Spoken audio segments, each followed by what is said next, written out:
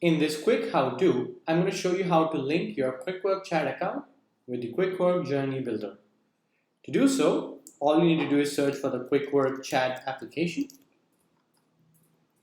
and choose a trigger or an action as per your convenience. I'm going to keep new text message. I'm going to create a new connection, so hence creating a new connection and creating a link account. It's going to ask me for an API key and inbox ID as to establish a connection.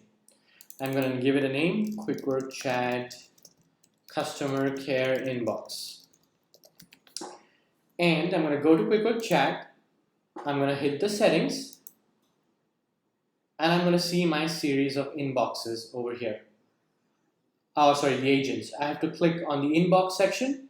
Once you hit inbox, you'll be able to see your inboxes which are available within your account.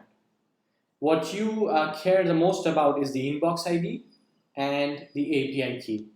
So let us copy the API key and paste it in the Quickwork Journey Builder over here. Let's come back to the account and choose the inbox ID which we wish to link, in this case 55, and we're going to copy and paste the ID over here and press link account. And you're good to go. This is how simple it is to establish a connection with Quickwork Chat. Thank you very much.